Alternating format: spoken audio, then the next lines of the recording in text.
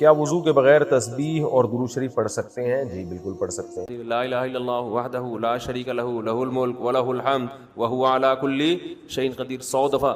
ہمارے نبی نے کیا فرمایا؟ جو یہ تسبیح صبح 100 دفعہ پڑھے گا اتنی نیکیاں اپنے اعمال میں جمع کرے گا کہ اس سے زیادہ نیکیاں اس دن وہی کر سکتا ہے جو اس سے بھی زیادہ دفعہ پڑھ لے. کیوں؟ اس میں آپ اپنے آپ کو بنانے والے کا غلام شو کر رہے ہو. کوئی کرنا آتا ہے لیکن جو صحیح پراپر سنت طریقہ ہے نا اس سے لوگ وضو نہیں کرتے. نماز کا طریقہ تو بڑا لمبا ہے, اب وہ تو پوری کر کے دکھانا پڑے گا نا, تو وہ پھر کسی اور وقت انشاءاللہ. وضو میں جو ہے نا لوگ کیا کرتے ہیں, زیادہ ہو گیا چھوٹے بچوں کا اور بڑوں کا لحاظ, یعنی تھوک اور ناک وغیرہ کپڑوں میں بدن پہ لگ جائے تو پاک ہوتے ہیں, نہ پاک ہوتے ہیں. اگر نماز پڑھنے بلی اگر پاؤں چاٹنا شروع کر دے تو پاک رہے گا, بلی کا جھوٹا پاک ہے. تو کیا ہوا؟ وضو کا جو طریقہ ہے نا لوگ کیا کرتے ہیں عجیب, نارملی تو سب صحیح کر رہے ہوتے ہیں لیکن جو صحیح سنت طریقہ اس کو فالو نہیں کرتے. طریقہ یہ ہے کہ آپ نے ہاتھ دھونے کے بعد بائیں ہاتھ سے نلکا کھولا, سیدھے ہاتھ میں کیا لیا, پانی لے کے نلکے کو فوراً کیا کر دیا, چلو میں پانی لے کے.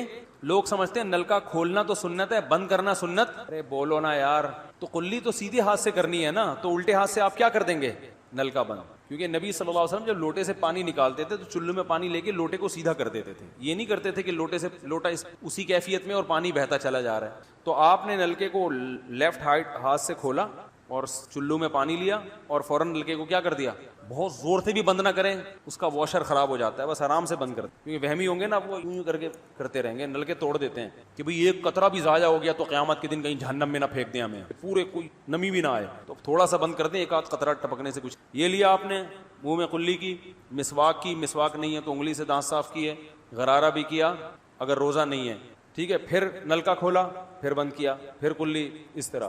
پھر نلکا کھول کے دائیں ہاتھ میں پانی لیا, ناک میں نرم حصے تک پانی پہنچا کے اچھی طرح ناک کو صاف. اور نلکا پہلے وہ ویسے ہی بند ہو چکا ہے, اب ناک کو اچھی طرح صاف کریں, سامنے والے کا خیال کریں. آئی بات سمجھ؟ سامنے تو یہ نہیں ہوتا, وہ ہوتا ہے سامنے, اس کا زیادہ خیال کرنا پڑتا ہے کیونکہ بس زیادہ تفصیل. تو چھوٹی انگلی سے اچھی طرح ناک کو صاف کیا, اس کی رطوبتیں نکالی, ٹھیک ہے. پھر نلکا کھولا, دوبارہ پانی لیا, پھر اسی طرح ناک میں بولو بھائی ڈالا, اور نلکا اسی وقت جب چلو میں پانی بھر گیا نلکا اسی وقت کیا کر دیا. اللہ نے 2 ہاتھ اسی لیے دیے ہیں کہ اس سے نلکا بند کیا جائے اور اس سے کیا کیا جائے. تو پھر یوں کیا, پھر 3 دفعہ, 6 چلو پانی خرچ ہوا نا, چلو اس کو کہتے ہیں, 6 چلو پانی خرچ ہو گیا. پھر آپ نے کیا کیا, نلکا کھولا لیفٹ ہاتھ سے, جو اصل طریقہ ہے وہ تو یہ ہے, سیدھے ہاتھ میں پانی لے کے نلکا بند کیا اور سیدھے ہاتھ سے پانی پیشانی پہ ڈال کے دونوں ہاتھوں سے پھیلا لیا. 3 دفعہ اس طرح کیا. اس پہ عمل نہیں ہوتا تو پھر اتنا کر لو کہ دونوں ہاتھوں پہ کیا لے لو, نلکا کھول کے پانی لے کے پیشانی پہ ڈالو اور فوراً نلکا کیا کر دو, بند کر دو, اور پھر ہاتھوں سے اچھی طرح اس کو ملو. میں نہیں آ رہی بات؟ تو یہ عمل کتنی دفعہ کیا, نلکا ہر دفعہ میں بند ہو رہا ہے. ہمارے یہاں جس ٹائم پہ نلکا کھلتا ہے تو جب تک وضو مکمل نہیں ہو جاتا بند ہونے کا نام نہیں لیتا. 3 دفعہ آپ نے منہ اچھی طرح دھو لیا. داڑھی ہے تو اس میں کیا کر لیا, بڑی داڑھی ہے, میری داڑھی ایسی, میں تو چلو سے پوری داڑھی دھو لی, سی داڑھی ہے تو داڑھی میں خلال کر لیا آپ نے. اس کے بعد آپ نے بازو کیسے دھونے ہیں, بازو دھونے کا بھی یہ طریقہ ہے. لیفٹ ہاتھ سے چلو میں پانی لیا, جب سیدھے ہاتھ میں پانی آئے گا, قرآن میں کیا ہے کہ قمتم الی الصلاۃ فاغسلوا وجوہکم وایدیکم الی المرافق, اپنے ہاتھوں کو کوہنیوں تک دھو. پتہ ہے دھونے کا عمل ہاتھ سے شروع ہوگا, ختم کہاں ہوگا, پانی یوں نہیں بہانا, اس طرح بہانا ہے پانی, یہاں سے یوں جائے.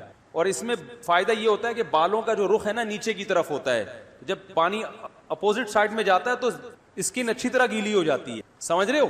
تو آپ نے یوں لیا اور ہاتھ سے اچھی طرح ملا. اس ملنے پہ زیادہ زور لگانا ہے, ہم پانی پہ زیادہ زور لگا رہے ہو. پھر یہ بھی ہو سکتا ہے کہ دونوں ہاتھوں سے لو, دونوں ہاتھوں سے نلکا کھول کے دونوں ہاتھوں سے پانی لے کے, کیونکہ اس میں زیادہ پانی آ جاتا ہے, تو پانی لے کے آپ نے لیفٹ ہاتھ کو بھی یوں کیا نا تاکہ یہ پانی بھی ادھر ٹرانسفر ہو اور یوں چلا جائے. اس طرح سے آپ نے دوسری دفعہ دھو لیا اور نلکا کیا کر دیا, بند.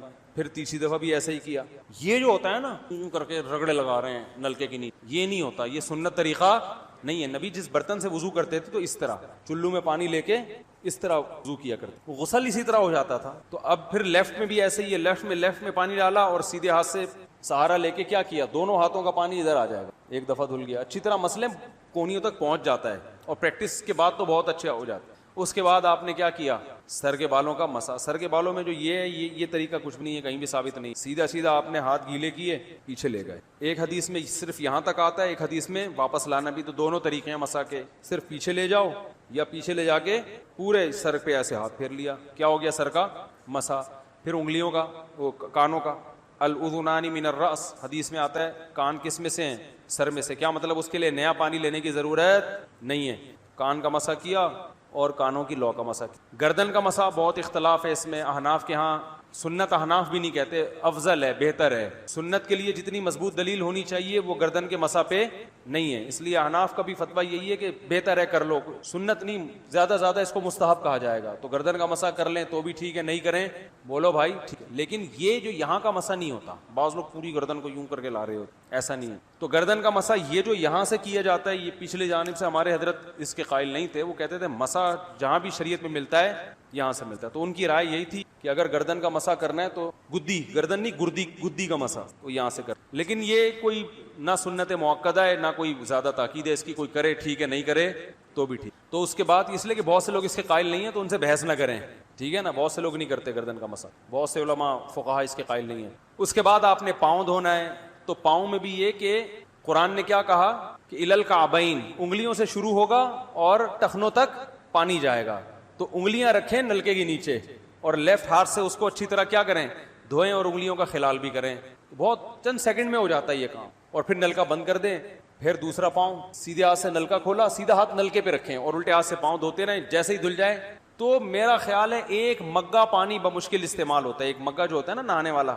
لیکن آج اگر جو لوگ وضو کر رہے ہیں نا, ان کا پانی اگر آپ دیکھ لو تو بالٹیوں کی بالٹیاں خرچ کر رہے ہوتے ہیں. اور معذرت کے ساتھ کم بختوں کا وضو پھر بھی ان کو شک ہوتا ہے کہیں کوئی جگہ خشک نہ رہ گئی. تو وہمی نہ بنے, اس طریقے سے وضو کریں, یہ سنت طریقہ ہے. اور قرآن میں جو کام تم کرتے نہیں اس کو بولتے کیوں ہو, کیا مطلب اسے کرنے کا دعویٰ کیوں کرتے ہو. تو یہاں بھی ہے اذا قمتم, جب تم کھڑے ہو جاؤ, کیا مطلب جب تم کھڑے ہونے کا ارادہ کرو. تو ایمان والو جب تم نماز کے لیے کھڑے ہونے کا ارادہ کرو, فاغسلوا وجوہکم, تو اپنے چہروں کو دھو اور اپنے ہاتھوں کو کوہنیوں تک دھو, اپنے سروں کا مسا کرو اور اپنے پاؤں کو دھو کعبین تک, ٹخنوں تک. یہ 4 فرائض وضو کے بیان کہ کم سے کم ان 4 اعضاء کا دھونا ضرور. اور حدیثوں میں کچھ اور بھی اضافہ آیا ہے کہ آپ صلی اللہ علیہ وسلم کلی بھی کیا کرتے تھے, ناک میں پانی بھی ڈالا کرتے تھے. اور اس میں جو بتایا گیا وَامْسَحُوا رُؤُوسَکُم, اپنے سروں سے مسا کرو. ایک الف سے پتہ چل رہا ہے کہ پورا سر مسا کرنا ضروری نہیں, سر کے کچھ حصے کو بھی اگر آپ نے ہاتھ لگا دیا تو مسا ہو جائے گا.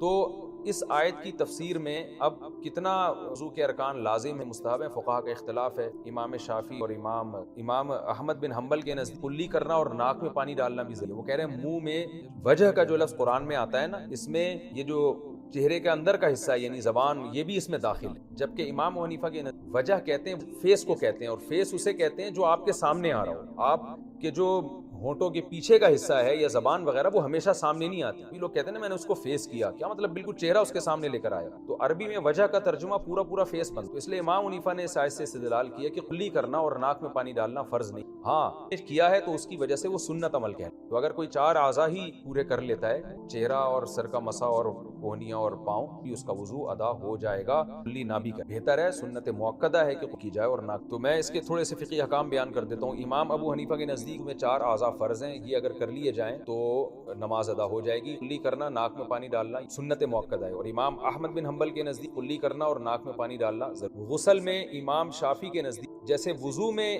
اچھا امام شافعی بھی اس مسئلے میں امام حنیفہ کے ساتھ ہیں کہ ناک میں پانی اور کلی ضروری نہیں, لیکن امام شافعی کے نزدیک جیسے وضو میں ناک میں پانی اور یہ ایسے ہی غسل میں بھی ضروری نہیں. امام احمد کے نزدیک دونوں میں ضروری, ناک میں پانی اور کلی, وضو میں بھی غسل میں بھی. امام شافعی کے نزدیک دونوں میں ضروری, اور امام ابو حنیفہ کے نزدیک غسل میں ضروری نہیں ہے, وضو میں ضروری نہیں ہے, غسل میں ضروری ہے. یعنی غسل میں ان کے نزدیک ناک میں پانی ڈالنا بھی ضروری اور کلی کرنا بھی ضروری, اس کے بغیر غسل نہیں. اس لیے امام حنیفہ کے نزدیک غسل کے 3 فرض ہیں, کلی کرنا, ناک میں پانی اور پورے جسم میں پانی. تو امام حنیفہ کی دلیل کیا ہے کہ وَإِن كُنتُمْ جُنُوبًا فَطَّهَّرُوا, قرآن کہہ رہے تم جنابت میں ہو تو تکلف کر کے پاکی حاصل کرو. تو وہ کہتے ہیں تکلف میں مبالغہ ہے, تو مبالغہ جب ہی ہوگا جب ناک میں پانی اور منہ کی جائے, اس کو ہم غلو سے, مبالغے سے تعبیر. تو قرآن کی اس آیت سے انہوں نے استدلال کیا امام صاحب نے کہ غسل میں یہ تینوں فرض ہیں, جبکہ امام شافعی غسل میں بھی ایک ہی فرض ہے, کلی اور ناک میں پانی کو فرض نہیں. خیر, تو اچھا، دوسرا اختلاف فقہا کا سر کے مسح کے بارے میں. امام احمد بن حنبل کے نزدیک پورے سر کا مسح فرض جب تک پورا سر نہیں ہوگا، اور وہ کہتے ہیں قرآن میں مسح کرنے کا حکم ہے اور حدیث میں بھی ایسا آتا ہے پورے سر کا مسح کیا کرتے ہیں. لیکن امام شافعی اور امام ابو حنیفہ کے نزدیک پورے سر کا مسح ضروری نہیں ہے، کیونکہ یہاں با کا لفظ ہے، وَامْسَحُوا رُؤُوسَكُمْ نہیں ہے بلکہ بِرُؤُوسِكُم ہے، سر کے حصے کا. یہ بات تبعیض کے لیے آتی ہے، کچھ حصے کا مسح بھی کافی ہے. اب کچھ کتنا ہے اجمال ہے، یہ قرآن نے بیان نہیں کیا. تو جب قرآن کسی چیز کو بیان نہیں کر رہا تو پھر اجتہاد ہے. لیکن اگر کوئی حدیث ہمارے پاس موجود ہو، چاہے وہ ضعیف بھی ہو، تو اپنے اجتہاد سے بہرحال وہ بہتر. تو امام حنیفہ کے پاس اس بارے میں واضح حدیث موجود ہے.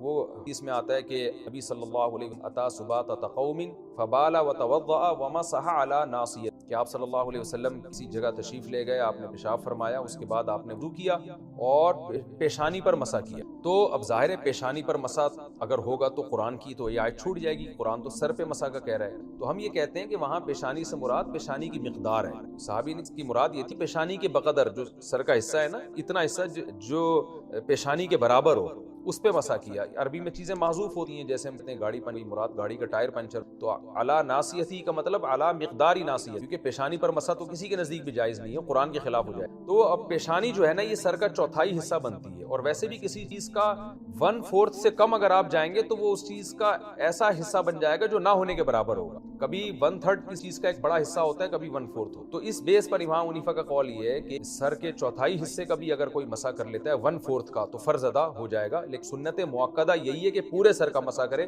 جیسے کہ آپ صلی اللہ علیہ وسلم کا معمول. اور امام شافعی کہتے ہیں کہ قرآن میں بعض سر کا مسح کا حکم ہے، تو ایک بال کا بھی مسح ہو گیا نا تو وہ باز سر ہی کہتے. لیکن حنفیہ کی طرف سے، امام حنیفہ کی طرف سے اس کا جواب یہ ہے کہ بھائی بعض سر تو ہے، ایک بال پہ آپ مسح کر لیں تو سر کا بعض حصہ تو ہو گیا، لیکن اتنا بعض ہے جتنا قرآن نے حکم دیا یہ ہمیں نہیں پتا. یہ بعض کتنا ہے، یہ مقدار مجمل ہے، مبہم ہے.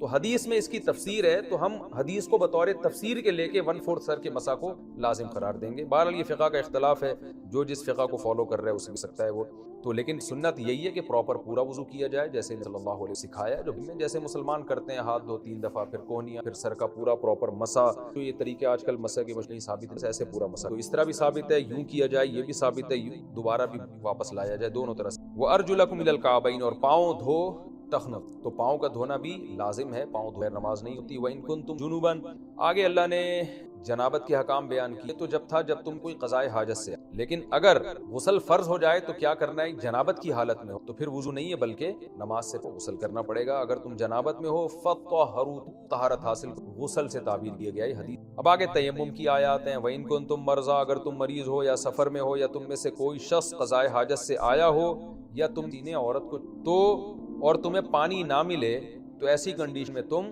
پاکیزہ سے تیمم کا حکم پہلے بھی گزر چکا ہے، دوبارہ بھی آ رہا ہے. اس کی وجہ یہ ہے کہ پہلے تو تیمم کا حکم اس لیے بیان کیا گیا تھا کہ تیمم کو مقصود بنا کے، شریعت میں پانی نہ ملے تو یہ حکم ہے. اب تیمم کا حکم ضمناً ہے. ضمناً کا مطلب آگے اللہ تعالیٰ مسلمانوں کو بتا رہے ہیں کہ اللہ تم کے احکام دے رہا ہے تو تمہیں پاک کرنا مقصد ہے، تنگی میں ڈالنا مقصد نہیں ہے. تو تیمم بھی چونکہ وضو کا خلیفہ ہے، تو نعمت کو کمپلیٹلی بیان کرنے کے لیے اللہ نے اس تیمم کی آیت کو دوبارہ ذکر کر دیا. یعنی کیونکہ آگے پھر قرآن میں آ رہا ہے نا کہ اللہ تمہیں تنگی میں نہیں ڈالنا چاہتا، اللہ تمہیں پاک صاف کرنا چاہتا ہے. تو یہ یعنی طہارت کے احکام تمہیں تفصیل سے دے کے تمہیں پاک کرنا چاہ رہا ہے. تو اس تفصیل کی وجہ سے دوبارہ سے تیمم کی آیتوں کو ریپیٹ کیا گیا کہ اتنا پاک کرنا چاہتا ہے کہ پانی نہ ملے تو بھی تمہیں ایسا ہی نہیں چھوڑا اس نے، بلکہ تیمم کو پانی کا قائم مقام قرار دے کے تمہیں وہ پاک فرض کر لے. تو یہ ضمناً یہ آیت دوبارہ ریپیٹ کی جا رہی ہے تاکہ اللہ کی نعمت کا تمام ہونا اپنے بندوں پر یہ واضح ہو. فرمایا اگر تم نے عورتوں کو چھوا اور تمہیں پانی نہ ملے تو تیمم، یعنی جن چیزوں سے وضو ٹوٹتا ہے ان سے تیمم بھی واجب ہوتا ہے.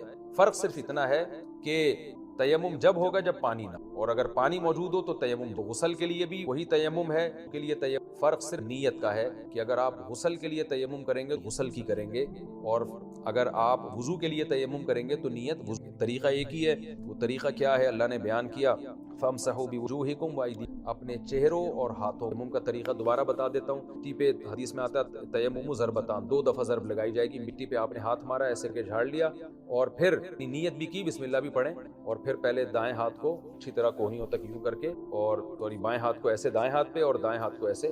پہلے چہرے کا کرنا ہے، یوں کیا، پورا چہرہ اچھی طرح کور کر لیا آپ نے 1 دفعہ، اور پھر دوبارہ ضرب ماری لیفٹ ہینڈ سے کوہنی مسا کر لیا اور رائٹ ہینڈ ادھر لیفٹ ہینڈ کو مسا کر لیا، مدا ہو جاتا ہے۔ غسل کا بھی اسی طرح ہے اور اس کا وضو کا بھی۔ یہاں جو اللہ نے فرمایا اولا مستم النساء، تم نے عورتوں کو چھوا ہو تو بھی تیمم واجب ہے، پانی نہ۔ یہاں چھونے سے کیا مراد؟ امام شافعی رحمہ اللہ تعالیٰ کے چھونے سے مراد یعنی ہاتھ لگایا واجب ہو، لیکن امام ابو حنیفہ کے نزدیک جماع اور ہم کہ اگر کس نے بیوی سے ہم بستری کی تو بے شک منی نہ بھی نکلی ہو، کوئی قطرہ نہ بھی خارج ہوا ہو وضو کرنے کا، لیکن اگر انٹرکورس ہو گیا تو اس سے بھی جو ہے وہ غسل فرض ہو جاتا ہے، اور اس کا بھی وہی تیمم ہے، طریقہ ہے جو وضو کے تیمم کا طریقہ۔ تو یعنی وہ یہ بتاتے ہیں کہ لا مستم النساء جو ہے نا، یہ کنایا ہے جماع اور ہم بستری سے۔ ایک دوسری قراءت میں لمستم ہے، وہ بھی متواتر قرات ہے کہ تم نے چھوا ہو۔ تو دونوں کا مطلب ایک ہے، قرآن جماع اور ہم بستری کی بات کو اشارتاً ذکر کرتا ہے، واضح طور پہ ذکر نہیں کرتا۔ اور امام حنیفہ کے مسلک کے مضبوط ہونے کی ایک بڑی وجہ یہ ہے کہ یہاں ہم اگر لامستم النساء سے مراد جماع اور ہم بستری لیں گے تو پہلے اللہ نے جاء احدکم من الغائط کا تذکرہ کیا، تم میں سے کوئی قضائے حاجت سے فارغ ہو، تو قضائے حاجت سے فارغ ہونا حدث اصغر ہے، وضو واجب ہو۔ اور لامستم النساء سے اگر ہم جماع مراد نہیں لیں گے اور ہم اس سے مراد یہ لیں گے کہ عورت کو ہاتھ لگانا ہے، تو امام شافعی کے نزدیک عورت کو ہاتھ لگانے سے غسل فرض نہیں ہوتا بلکہ وضو فرض ہوتا ہے، اور وضو نہ ہو تو تیمم ہوگا۔ تو پھر یہاں بھی حدث اصغر ہی مراد ہوگا، تو پھر یہ آیت غسل کے حکام کو بیان نہیں کرتی۔ تو ہم اگر لامستم النساء سے جماع مراد لیتے ہیں تو اس سے پتہ چلتا ہے کہ او جاء احدکم من الغائط سے مراد ہے وہ چیزیں جو وضو کو واجب کرتی ہیں، لامستم النساء سے مراد ہے وہ غسل کو واجب کرتی ہیں۔ تو دونوں کے تیمم اللہ نے پھر بیان کر دیا، تو آیت میں پھر تکرار نہیں ہوگا۔ یہ بھی ایک فقہی حکام ہے، اگر میں بہت ڈیٹیل میں جا کے سمجھاؤں گا تو بہت زیادہ لمبا لیکچر۔ تو خیر یہ آپ کو میں نے ہلکا پھلکا دونوں کے دلائل کا خلاصہ آپ کے سامنے پیش کر دیا۔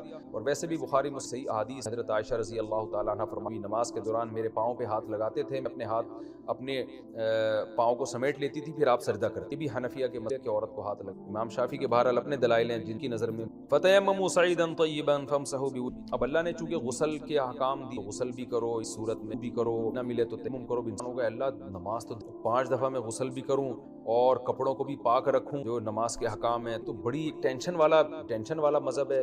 اور غسل فرض ہو جائے، اب سفر میں انسان ہوتا ہے، احتلام ہو جاتا ہے، اس کو نہانا پڑتا ہے فجر کی نماز سے پہلے، یہ تو بڑی ٹینشن والی بات ہے، بہت مشکل دین ہے۔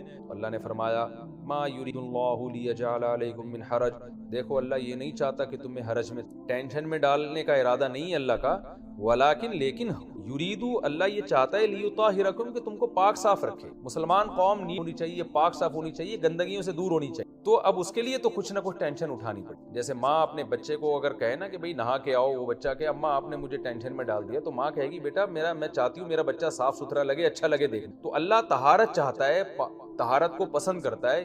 ان اللہ یحب التوابین ویحب المتطہرین، قرآن کہتے ہیں اللہ توبہ کرنے والوں کو بھی پسند کرتا ہے اور پاک صاف رہنے والوں کو بھی پسند کرتا ہے۔ تو اللہ چاہتا ہے کہ تمہیں پاک صاف رکھے۔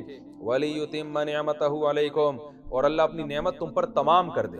اگر یہ طہارت کے حکام اللہ تمہیں نہ دیتا تو اسلام کے کچھ اچھے حکام تمہیں مل جاتے، کچھ رہ جاتے، پورے طور پر ایک کامل اچھے انسان نہ بن پاتے، تو نعمت ادھوری رہ جاتی۔ نعمت کو مکمل کرنے کے لیے احکام بھی تمہیں لعلکم تشکرون، اور اس لیے بھی تاکہ تم شکر ادا کرو، تم بولو اے اللہ تو نے ہمیں کیسا پیارا مذہب اور دین دیا کہ جو ہمیں ہر وقت پاک صاف رکھے۔ دیکھیں نا آپ جو پکے نمازی ہوتے ہیں کیسے ان کے کپڑے بھی صاف ہوتے ہیں اور ہر وقت یعنی بار بار وضو کرتے ہیں، ناک دھویاں کرتے ہیں، مسواک کرتے ہیں، جو پراپر وضو کا طریقہ نبی نے یہی بتایا ہے، مسواک کرتے ہیں، ان کے دانت صاف رہتے ہیں، اور اس کا اہتمام کرتے ہیں کہ پیشاب کا قطرہ نہ نکل جائے، نکل گیا تو اپنے جو ازار کو یا اس کو دھویا جائے۔ اور جو نمازی نہیں کی حالت دیکھو، ناپاک رہتے ہیں، گندے رہتے ہیں، ان کوئی پرواہ نہیں۔ غیر مسلم تو غسل جنابت ہے ہی نہیں، تو وہ ایسے ہی آفس جا رہے ہوتے ہیں، ایک عجیب جو ہے وہ ان کے معاملات ہیں۔ تو اللہ فرماتے ہیں کہ اللہ نے تمہیں یہ سب احکام اس لیے تاکہ تم واذکروا نعمت اللہ علیکم۔ اکثر میں کہتا ہوں نا، قرآن احکام دیتا بھی ہے اور موٹیویٹ بھی کرتا ہے، ان احکام پر عمل کرانے کی ترغیبات بھی دی۔ واذکروا نعمت اللہ میثاقہ الذی واثقکم بہ، اور اللہ کی اس نعمت کو یاد کرو جو اللہ نے تم پر کی۔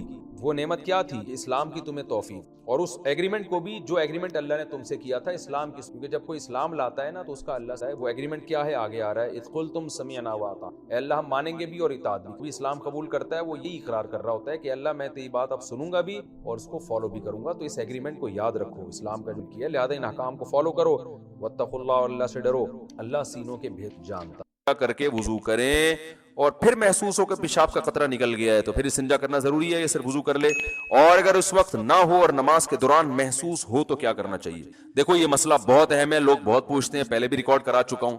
جب پیشاب کرتے ہیں تو ایک دفعہ تسلی کر لیں کہ قطرہ آنا بند ہو گیا کہ نہیں ہو گیا، فوراً اٹھ کے نہ آئے، کیونکہ جب پیشاب کرتا ہے نا انسان تھوڑا سا کچھ نہ کچھ قطرات تری کچھ نہ کچھ آتی رہتی ہے، تو آپ تسلی سے بیٹھے رہیں، صحیح ہے نا. اب یہ نہیں کہ بیٹھے ہی، وہمی آدمی تو قیامت تک بیٹھا رہے گا، تو یہ وہمی ہوگی نہیں، نارمل آدمی کی بات کر رہا ہوں میں. تو تھوڑی دیر ہر انسان کو کچھ نہ کچھ تراوٹ آتی رہتی ہے. تو جب تسلی ہو گئی کہ بھئی اب قطرہ آنا بند ہو گیا ہے، پانی ڈالیں اور پتلی گلی سے نکل لیں. نکلنے کے بعد اب محسوس پہ توجہ، کیونکہ آپ جتنا محسوس کریں گے اتنا زیادہ محسوس ہوگا.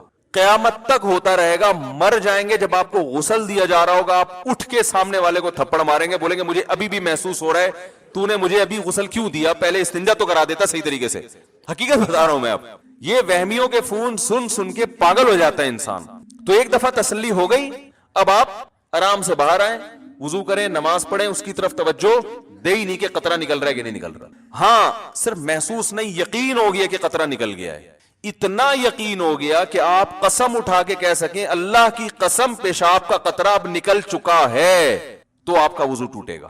بات آ رہی ہے سمجھ میں؟ لیکن وہمی کی سمجھ میں ابھی بھی نہیں آ رہی، کیونکہ وہمی کہے گا کہ وہمی لوگ پتہ کیا کہتے ہیں، پتہ نہیں یار میں قسم اٹھا سکتا ہوں کہ نہیں اٹھا سکتا، مجھے جو یقین قطرہ تو نکلا ہے، یہ تو محسوس ہوا ہے. اب اتنا کہ مفتی صاحب نے کہا تھا قسم اٹھا سکتا ہوں، پتہ نہیں قسم اٹھا سکتا ہوں کہ نہیں اٹھا سکتا، یہ وہم ہو رہا ہے مجھے. تو جب وہم ہو رہا ہے اس کی علامت ہے آپ نہیں اٹھا سکتے قسم، آپ کو یقین نہیں ہے. دیکھو ابھی رات ہو رہی ہے، قسم اٹھا سکتے ہیں نا؟ کوئی بھی وہمی ہوگا قسم اٹھا کے بولے گا بھائی رات ہو رہی ہے. اب وہ بھی اس پہ بھی قسم نہ اٹھا سکے، پھر وہ اس کو تو پھر فوراً کسی نفسیاتی ہاسپٹل میں ایڈمٹ کرائے نا. تو جو آپ کو وہم ہو رہا ہے پتہ نہیں قسم اٹھا سکتا ہوں، تو اس کی علامت ہے کہ آپ کو یقین نہیں ہے، تبھی تو آپ کنفیوز ہیں کہ اٹھا سکتا ہوں کہ نہیں اٹھا. جو 100% جس چیز کا یقین ہوتا ہے فوراً انسان قسم اٹھا لیتا ہے. تو اگر کنفیوز ہے کہ پتہ نہیں اٹھا سکتا ہوں کہ نہیں اٹھا سکتا، تو اس کا مطلب ہے آپ قسم نہیں اٹھا سکتے. حدیث کے مطابق آپ کا وضو باقی ہے.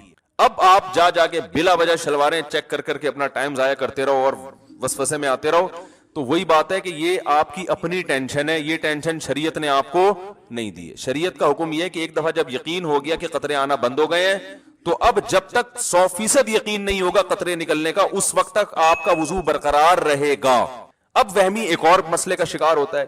وہمی کہتا ہے ٹھیک ہے مجھے یقین نہیں ہے کہ قطرہ نکلا ہے، لیکن پاسبل تو ہے کہ نکل گیا ہوں. سمجھ رہے ہیں؟ یہ وہمیوں کو اگر بالفرض نکل گیا ہوا تو وضو تو ٹوٹ گیا، پھر نماز تو نہیں ہوئی. اس کا جواب یہ ہے کہ بھائی جب شریعت نے کہہ دیا کہ جب تک 100% یقین نہیں ہے تو وضو باقی ہے، تو اس کا مطلب ہے کہ بالفرض اگر نکل بھی گیا ہو تو بھی وضو باقی ہے. سمجھ میں آ رہی ہے بات؟ کیونکہ جب ایک دفعہ پیشاب کر لیا اور آپ کو اب یقین ہو گیا کہ اب قطرات نہیں آ رہے، آپ استنجا کر کے باہر آ گئے، اب شریعت یہ کہتی ہے کہ اب وضو قطرہ نکلنے سے یا نہ نکلنے سے نہیں ٹوٹے گا. اب جب تک نکلنے کا یقین نہیں ہوگا نہیں ٹوٹے گا، جب نکلنے کا یقین ہوگا تو ٹوٹے گا. اب قطرہ نکلنے سے وضو ٹوٹتا ہی نہیں ہے، اب قطرہ نکلنے کا یقین ہونے سے ٹوٹے گا وضو. بات آ رہی ہے سمجھ میں؟ لیکن وہمیوں کی سمجھ میں پھر بھی نہیں آئے گا. وہ پتہ ہے ایک اور حملہ کرے گا شیطان یہ کہے گا کہ دیکھو بھائی اصل میں جو حکم تھا نا وہ تو قطرہ نکلنے سے، پہلی دفعہ تو جب پیشاب کیا تو قطرہ نکلا تو وضو ٹوٹا نا. کیا خیال ہے؟ یہ تو شریعت نے ہم کو آسانی میں ڈالنے کے لیے، ایک وہمیوں کو وہم سے اور ٹینشن سے بچانے کے لیے شریعت نے کہہ دیا کہ یقین ہو قطرہ نکلنے کا تو وضو ٹوٹے گا، یقین نہیں ہے تو نہیں ٹوٹے گا. لیکن اوریجنل مسئلہ تو یہی ہے کہ پیشاب نکلنے سے وضو ٹوٹتا ہے، چاہے ایک قطرہ ہو چاہے 10 قطرے ہوں. تبھی تو جب پہلی دفعہ پیشاب کیا تھا میں نے بیٹھ کے تو وضو پورا ٹوٹا تھا میرا. تو اس کا مطلب ہے کہ اصل تو وہی ہے. تو یاد رکھو وہ جو اصل ہے کہ پیشاب نکلنے سے وضو ٹوٹتا ہے وہ بھی شریعت کے بتانے سے ٹوٹتا ہے نا، یہ کسی انگریز نے ریسرچ کر کے بتایا تھا لیبارٹری میں. تو جو شریعت نے آپ کو یہ بتایا کہ پیشاب نکلنے سے وضو ٹوٹتا ہے، اسی شریعت نے یہ بتایا کہ یہ اس وقت ٹوٹتا ہے جب آپ کو نکلنے کا 100% یقین ہو. اگر یقین نہیں ہے تو 100 دفعہ نکلتا رہے نہیں ٹوٹتا. یہ کوئی میڈیکل سائنس کی رپورٹ تھوڑی ہے کہ پیشاب نکلنے سے وضو ٹوٹ جاتا ہے بھائی. اس کے بعد بھی اگر کسی وہمی کی سمجھ میں مسئلہ نہیں آیا تو پھر یہ پولیس کا کیس ہے سیدھا، بشرطے کہ جو پولیس آپ کا علاج کرے گی وہ خود وہمی نہ ہو. یہ ضروری. تو یہ پیشاب کا بھی یہی حکم ہے، اسی طرح ہوا خارج ہونے کا بھی یہی ہے. بعض لوگوں کو وہم ہوتا ہے پتہ نہیں ہوا جب 100% یقین ہو گیا کہ ہوا خارج ہو گئی ہے تو وضو ٹوٹے گا. جب تک 100% یقین نہیں ہے وضو نہیں ٹوٹے. سمجھ رہے ہیں؟ اسی طرح یاد رکھو کپڑے پہ ناپاکی لگ گئی ہے کہ نہیں لگی ہے، جب 100% یقین ہو گیا کہ لگ گئی ہے تو وضو تو ناپاک ہوگا کپڑا. جب تک 100% یقین نہیں ہے کپڑے کو پاک ہی سمجھا جائے گا. مثلا آپ جا رہے ہیں بائک والا قریب سے گزرا, چھینٹیں پڑ گئیں. اب لوگ کہہ رہے ہوتے ہیں پتہ نہیں یار یہ پانی کی جو چھینٹیں لگی ہیں یہ کتے نے کہیں پیشاب تو نہیں کیا اس پانی کے اندر؟ تو بھائی آپ نے پیشاب کرتے ہوئے دیکھا ہے کتے کو؟ نہیں دیکھا, تو بس اس کا مطلب یہ پانی کیا ہے؟ پاک. حضرت عمر رضی اللہ تعالیٰ عنہ ایک سفر میں تھے, پانی ختم ہو گیا, لوگوں کو وضو کی ضرورت تھی, ایک تالاب میں پانی نظر آیا, چھوٹا سا تالاب تھا. تو کسی نے جا کے تحقیق کرنا شروع کر دی کہ اس میں کہیں کتے نے پانی منہ تو نہیں ڈالا. حضرت عمر کو غصہ آیا, فرمایا ابہموا ما ابہم اللہ, جس چیز کو اللہ نے چھپا دیا اس کو چھپائے رہو. ہم نے تو نہیں دیکھا نا بلا وجہ, ہم تو یہی سمجھیں گے پاک ہے بھائی. اب تحقیق کر کے کتے کو منہ ڈلوا دو اس کے اندر, سب مصیبت میں پڑ جائیں گے. کہاں پانی تلاش کرتے, 1 میل دور پانی ہو تو وضو تیمم جائز تھوڑی ہے, 1 میل کون تلاش کرے گا پانی بیٹھ کے. تو اس لیے شریعت کا حکم ہے بھائی جو چیز پاک ہے, ہر چیز پاک ہے جب تک ناپاک ہونے کی دلیل نہ ہو. سمجھ رہے ہیں؟ اسلامی ملکوں میں گوشت حلال ہے جب تک حرام ہونے کی دلیل نہ ہو. آپ قصائی سے گوشت لے کر آتے ہیں, حلال ہے بھائی. کوئی کہ یار ہو سکتا ہے قصائی نے اللہ کا نام نہ لیا ہو, تو بھائی جب تک 100% یقین نہیں ہوگا کہ اللہ کا نام نہیں لیا ہم اس کو حلال ہی سمجھیں, کیونکہ اسلامی کنٹری ہے یہاں اللہ کا نام لیا جاتا ہے. ہاں غیر مسلم کنٹری میں حرام سمجھا جائے گا جب تک 100% یقین نہ ہو کہ اللہ کا نام لیا گیا. تو شریعت کا اصول ہے بقاء ما کان علی ما کان, جو چیز جیسی تھی ویسی ہی سمجھی جائے گی. اس کے خلاف اس وقت ہوگا جب اس کی مخالفت کی مضبوط دلیل ہو, وہم سے نہیں ہے. کئی لوگ طلاق کا مسئلہ پوچھتے ہیں, میں نے 2 طلاقیں دی ہیں یہ 3 میں بھول گیا, تو ہم کہتے ہیں 2 ہو گئی ہیں تیسری نہیں ہوئی ہے, کیونکہ طلاق میں اصل ہے کہ نہیں ہو. جب تک ہونے کا یقین نہیں ہوگا طلاق واقع نہیں ہوگی. بعض لوگ کہتے ہیں پتہ نہیں مجھے وہم ہے میں نے بیوی کو طلاق دی ہے کہ نہیں دی ہے. ہم کہتے ہیں بھائی اصل یہ ہے کہ نہیں دی. جب 100% یقین ہو, قسم اٹھا کے بولو کہ میں نے دی ہے تو ہوگی, ورنہ نہیں ہوگی. تو خام خام ملنا لوگ وہم میں پڑے ہوئے ہیں کہ یار وہ پتہ نہیں ہو گئی کہ نہیں دی ہے کہ نہیں دی ہے میں نے. او بھائی دی ہوتی تو ساری دنیا کو پتا چلتا ہے, ایسے تھوڑی ہو جاتا, بیگم نہیں چھوڑتی تمہیں, تو ایسے تھوڑی ہوتا ہے وہم. تو یہ ایک علاج ہے وہم کا, اور شریعت نے بھی بتایا ہے کہ جو چیز جیسی ہے ویسی ہی سمجھی جائے گی. اس کے اچھا اسی طرح یاد رکھو انسانوں میں اصل یہ کہ سارے انسان اچھے ہیں. سمجھ میں آ رہی ہے بات؟ جب تک برے ہونے کی کوئی اتنی مضبوط دلیل نہ ہو کہ آپ قسم اٹھا کے بول سکو کہ اس آدمی میں یہ برائی ہے, اس وقت تک اس کو برا سمجھنا بھی جائز نہیں. حتیٰ کہ آپ نے اس کی برائی دیکھ لی اور اس میں اس بات کا کوئی لاجک بنتی ہے اس کی کہ ممکن ہے یہ ہو, ممکن ہے. جیسے آپ نے کسی خاتون کے ساتھ کھڑا ہوا دیکھ لیا کہ ہوٹل میں چپکے سے دیکھا کہ کسی لڑکی کے ساتھ بیٹھا ہوا ہے, عین ممکن ہے شادی کی بھی ہو اس میں. کیا خیال ہے؟ آپ کہیں گے بھائی شادی ہے تو ان کی عمر 48 سال ہے, میری 48 نہیں ہے, پہلے بتا دوں میں کہ آپ سمجھ میں اپنی مثالیں دے رہا ہوں. اب مسئلہ یہ ہوا آپ نے کسی کو کسی لڑکی کے ساتھ دیکھ لیا, عین ممکن ہے بھائی بیوی ہو نا, یہ تو امکان تو ہے نا. آپ کہہ سکتے ہیں اس کی بیوی کو تو میں جانتا, ہو سکتا ہے چھپ کے ایک اور شادی کی. تو جب تک اچھے معامل پر اس کو پھیرنا ممکن ہے شریعت آپ کو بدگمانی کی اجازت نہیں دیتی. اور ہمارے ہاں سگی بیوی کے ساتھ بیٹھا ہوا ہوتا ہے, 2 بچے بھی ہوتے ہیں, بدگمان اڑتے ہیں یار کسی سے بھی پکڑ لیے ہوں گے لوگوں کو بیوقوف بنانے کے لیے. کیا خیال ہے؟ ورنہ یہ بیگم کے ساتھ قائد اعظم کے مزار پہ کیا کر رہا ہے؟ صرف قائد اعظم کا مزار ہونا اس کی علامت ہے کہ یہ ڈیٹ مارنے آیا ہے. بھائی شریف لوگ بیوی کے ساتھ قائد اعظم کے مزار بھی جا سکتے ہیں اور کہیں بھی جا سکتے ہیں. تو اس لیے شریعت کا حکم یہ ہے کہ جب تک اچھا گمان کسی بھی درجے میں رکھنا پاسبل ہو آپ کو برا گمان رکھنے کی اجازت نہیں ہے. جب اللہ کا حکم ہے تو فالو کرو نا بھائی اس کو, اور اس سے کتنا ہنسی خوشی زندگی گزرے گی. سب اچھے ہیں, دیکھو اس سے ذہن کو سکون ملتا ہے کہ سب اچھے ہیں, اس سے ملتا ہے سارے برے ہیں, سارے چور ہیں. محلے میں ایک چور آ جائے نا ٹینشن دینے کے لیے کافی ہے. جب آپ نے یہ گمان رکھ لی یہ بھی چور ہے, یہ بھی فراڈی, یہ بھی 2 نمبر, یہ بھی ایسا, یہ بھی فلانا, یہ بھی, تو آپ تو سارا دن ٹینشن میں ہی رہو گے. تو کتنا اچھا ہے, یہ بھی بہت اچھا, یہ بھی بہت اچھا, یہ بھی بہت اچھا, یہ تو ہے ہی بہت اچھا, یہ جو بیٹھا ہوا ہے نا, تو سارے اچھے ہیں تو خوش رہتا ہے انسان. ہاں معاملات کرتے ہوئے چھان پھٹک کے, پیسے دیتے ہوئے آدمی اس کا لیبارٹری ٹیسٹ کروا لے کہ یار پیسے لے کے بھاگنا, اس میں معاملات میں شریعت نے حکم دیا کہ بہت چھان پھٹک کے معاملات کرو. تو اس لیے اچھا گمان رکھنا چاہیے. اور اچھا گمان میں یہ بھی ہے کہ وضو نہیں ٹوٹا. یہ بدگمانی ہے کہ ابھی وضو کیا نہیں اور ٹوٹ گیا 2 منٹ میں. تو اچھا گمان اپنے بارے میں بھی کہ بھائی میں بڑا خاندانی وضو کرتا ہوں, اتنے آرام سے نہیں ٹوٹتا. بی بی تمیزہ کا وضو ہے, جس کو قاری صاحب نا بی بی تمیزہ کو وضو کرا کے گئے, اس کو وضو کرنا نہیں آتا تھا, نماز نہیں پڑھتی تھی. قاری صاحب نے پوچھا کیوں نہیں پڑھتی, کہنے وضو نہیں آتا. انہوں نے کہا چلو وضو میں کراتا ہوں, وضو کرایا, نماز پڑھائی. اس کے بعد وہ سفر پہ چلے گئے, 10 سال کے بعد آئے, بی بی تمیزہ سے کہا نماز پڑھ رہی, کہہ رہے 10 سال سے پابندی سے پڑھ رہی ہوں ماشاء اللہ. انہوں نے کہا وضو, کہہ رہے وہ تو آپ نے کرا دیا تھا.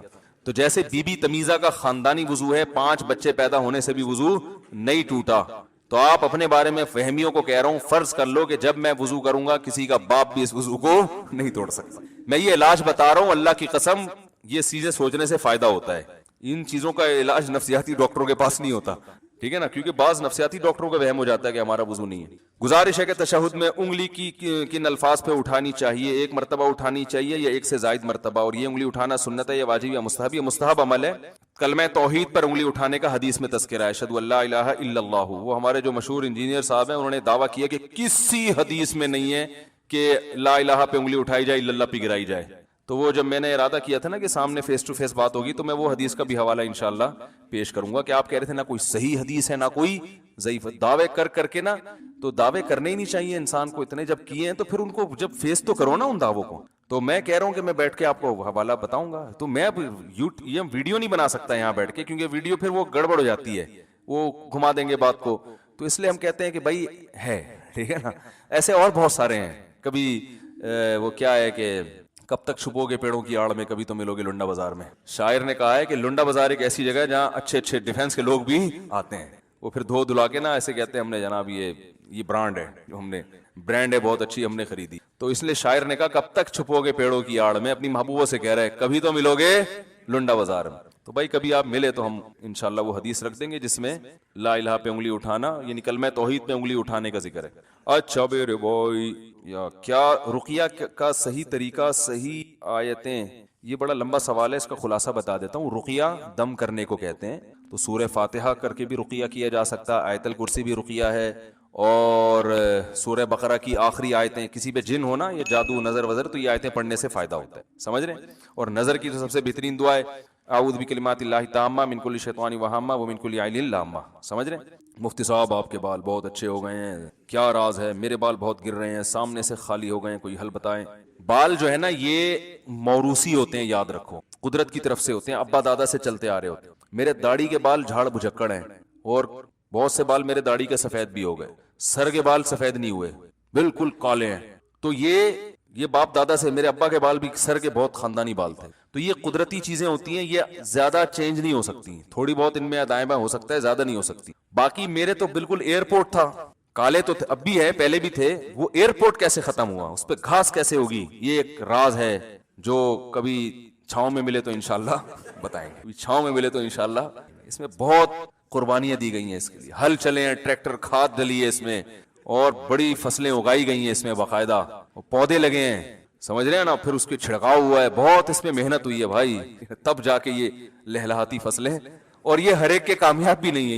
یہ ٹریکٹر جو چلتا ہے نا, اس کے لیے پہلے سے کچھ تھوڑا سا یعنی صلاحیت بھی ہونی چاہیے بال اگنے کی. بہت سے لوگوں نے کوشش کی ہے لیکن سوائے ذلت کے کچھ بھی حاصل نہیں ہوا. میرا سوال یہ ہے کہ میں ایک لڑکی کو پسند کرتا ہوں اور الحمدللہ برسر گزار بھی, لیکن اس لڑکی گھر والوں سے کوئی تعلق نہیں ہے. لوگ مجھے آپ اصلاح فرمائیں, کوئی صورت بھائی پسند کرتے ہیں, گھر والے راضی نہیں ہیں, شادی کرنا چاہ رہے ہیں, یہ پرچہ آپ لڑکی کے ابا کو دے دیں, سمجھ رہے ہیں, یا اس کے گھر والوں کو دے دیں کہ میں پسند کرتا ہوں, آپ لوگ راضی نہیں ہو رہے, سمجھائیں, انشاءاللہ مان جائیں. جب یہ سنا تھا کہ غسل کرتے میں ایک بال برابر جگہ بھی خوش رہ جائے تو غسل نہیں ہوگا, تب سے غسل کرنا بہت مشکل ہو چکا ہے. غسل کرنے میں اسلام, ارے وہاں نکاح پڑھانے جانا ہے, وہ میں سمجھ رہا ہوں یہ کلاس کے لیے آج آپ کیوں آ گئے. اچھا کتنے بجے ٹائم دیا ہوا ہے ان کو؟ اوہ تبھی یہ اشارہ کر رہے ہیں یہ مجھ سے پڑھتے ہیں.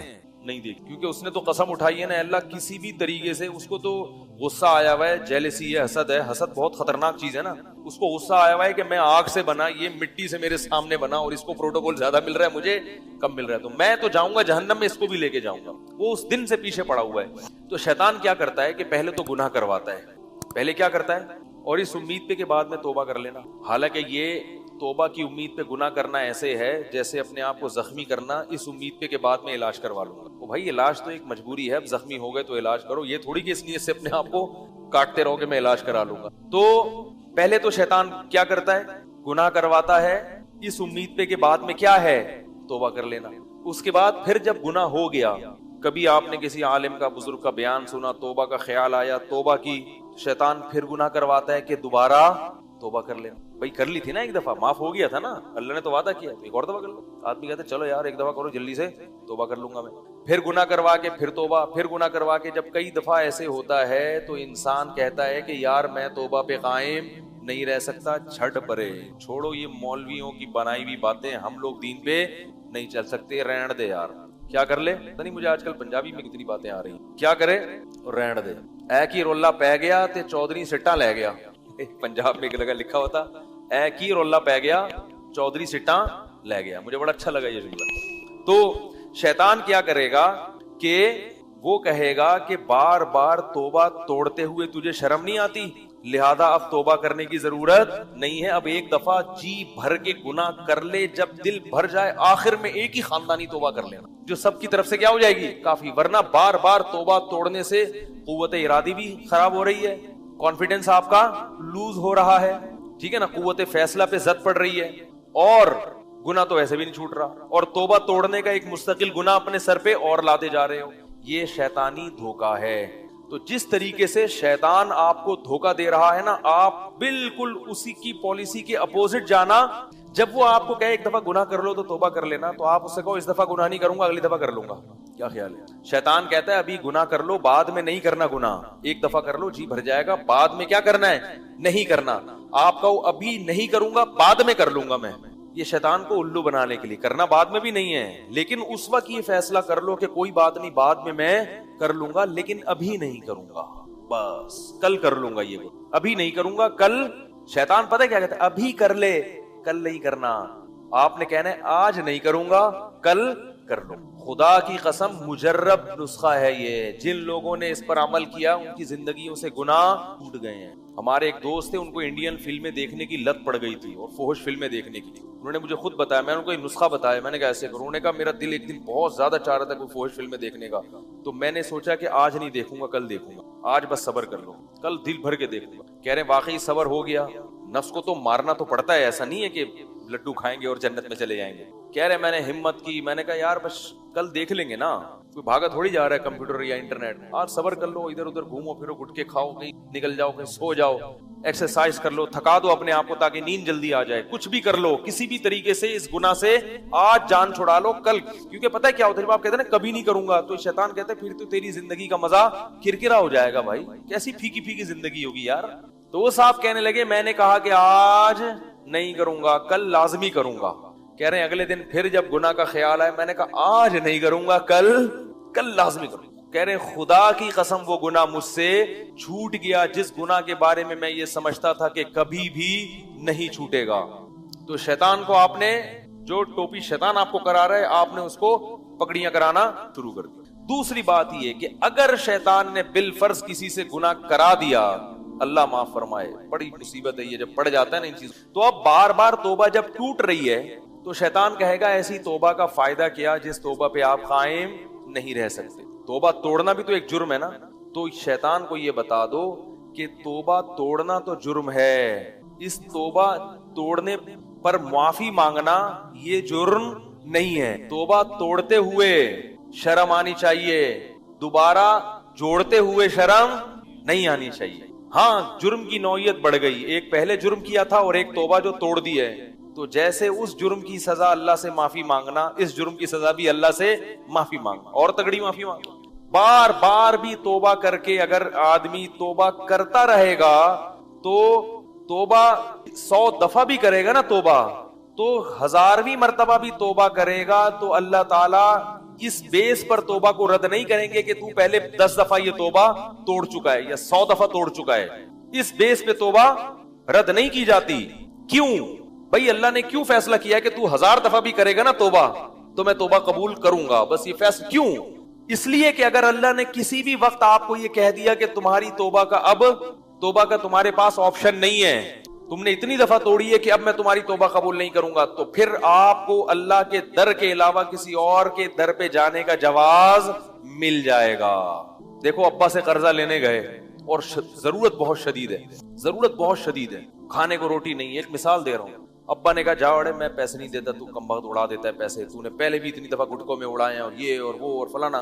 آپ کا ابا آپ کی تقریر کتنی اچھی کیوں نہ ہو, میں بہت اسراف کرنے والا, میں نے عیاشی میں اڑا دی, پوری جائیدادیں اڑا دی, مگر ابھی میرے پاس روٹی نہیں ہے. آپ کی تقریر بہت ٹائٹ ہے, اب اگر آپ نے مجھے پیسے نہیں دیے تو میں وسیم بھائی سے جا کے لے لوں گا, ٹھیک ہے نا. تو لوگ بولیں گے اس کا باپ غریب آدمی ہے, اتنے بڑے سیٹھ کا بیٹا اور قرضے مانگ رہا ہے کسی کباڑیے سے, کبھی گولے گنڈے والے سے, کبھی ٹماٹر والے سے, تو باپ اپنی یہ بے عزتی برداشت بولو بھائی نہیں کر سکتے. اللہ کہتے ہیں 100 مرتبہ بھی اگر توبہ ٹوٹ جائے, آنا کس کے پاس ہے, میرے پاس. کیونکہ میں یہ برداشت نہیں کرتا کہ تمہارے یہ ہاتھ میرے علاوہ کسی اور کے در پہ اٹھیں اور تم اس سے امیدیں لگاؤ، کیونکہ اللہ اپنی توحید کے معاملے میں بہت غیرت والا ہے، وہ اپنے ساتھ کسی کی شرکت برداشت نہیں کرتا، اور اسے بندے کی یہ ادا بہت پسند آتی ہے کہ یہ محتاج ہو کے ہاتھ صرف میرے در پہ اٹھاتا ہے۔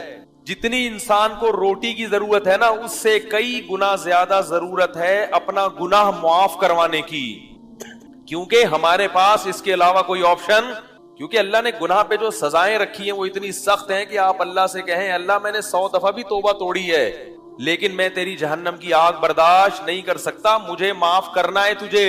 نہیں آ رہی میرا خیال ہے بات، میں معاف کروا کے چھوڑوں گا، میرے پاس ہے اللہ اس کے علاوہ کوئی آپشن نہیں ہے۔ میں کتنا بڑا مجرم، بار بار توبہ توڑی میں نے، بار بار معاہدے کی خلاف ورزی کی، لیکن میں جہنم کی آگ برداشت نہیں کر سکتا، جتنا بڑا مجرم ہوں، لیکن یہ کرنا پڑے گا، تجھے معاف کرنا پڑے گا۔ اور اللہ کو معافی کے معاملے میں یہی اسٹائل بندے کا پسند ہے، پیچھے پڑ جائے۔ تبھی حدیث میں آتا ہے اللہ سے یوں دعا نہ مانگو اللہ اگر تو چاہتا ہے تو یہ کر دے، نہیں چاہتا ہے تو نہیں کر۔ آپ کسی وسیم بھائی سے قرضہ لینے کے لیے جائیں، بولے یار 1 کروڑ روپے چاہیے، کیا واقعی چاہیے؟ کہ مرضی ہے، دینا ہے تو دے دو، نہیں دینا تو وہ بھی چلے گا، دے گا وہ۔ دنیا میں تو پھر بھی انسان کہتا ہے کہ اللہ دینا چاہے دے دے، لیکن بھائی جہنم کی آگ یہ برداشت نہیں ہے، یہ تو اللہ کے غضب کا نام ہے، تو اللہ کا غضب کون برداشت کر سکتا ہے؟ تو اس میں تو اللہ کے سامنے گڑ گڑانا ہے، اے اللہ 1000 بار میں نے گناہ کیا، 1000 بار توبہ کی، 1000 بار توبہ توڑی، اب 1001 مرتبہ میں آ رہا ہوں تیرے پاس، اب بھی تجھ سے کہہ رہا ہوں کہ یہ جو میں نے گناہ کیے اور جتنی دفعہ توبہ توڑی ہے یہ سارے میرے معاف کر دے، میرے پاس اس کے علاوہ کوئی آپشن نہیں ہے۔ اب شیطان کہے گا کہ کمبخت تو پھر دوبارہ گناہ کرے گا، تو آپ اللہ سے کہو اے اللہ میں تجھ سے عہد کرتا ہوں دوبارہ گناہ میں یہی کر سکتا ہوں، میرے پاس اس کے علاوہ کچھ استطاعت کوئی بات نہیں۔ اگر گناہ سے بچ نہیں سکا تو توبہ ہی کرتا رہے گا نا، یہی ادا اللہ کو پسند آئے گی اور شاید اللہ اسی بیس پر معاف کر دیں۔ حکیم الامہ مولانا اشرف علی تھانوی رحمہ اللہ فرمایا کرتے تھے کہ اللہ سے تعلق رکھو، تقوی والا تعلق نہ بھی ہو تو معذرت والا تعلق ہی رکھ لو، دور نہ بھاگو اللہ سے کہ بس یار ہم سے نہیں اور اب چھوڑو یار، کیا دعائیں مانگنا، کیا توبہ کرنا، اپنی زندگی گزارو، یہ تو تعلق ختم کر دیا آپ نے، یہ بڑا خطرناک ہے۔ تعلق رہے گا۔ اولاد کی بھی 2 قسمیں ہوتی ہیں، ایک نافرمان اور ایک فرما بردار، لیکن باغی بالکل الگ ہوتے ہیں، وہ اپنا الگ گھر بسا کے سو جاتا ہے، ابا کو پوچھتا ہی نہیں۔ کچھ نافرمان ہوتے ہیں لیکن ابا سے معافی تلافی کر کے ان کا بھی سسٹم چلتا رہتا ہے کچھ نہ کچھ۔ تو توبہ بہرحال میرے بھائی کرنی ہے، اور شیطان جب یہ کہے کہ تجھے توبہ کرتے ہوئے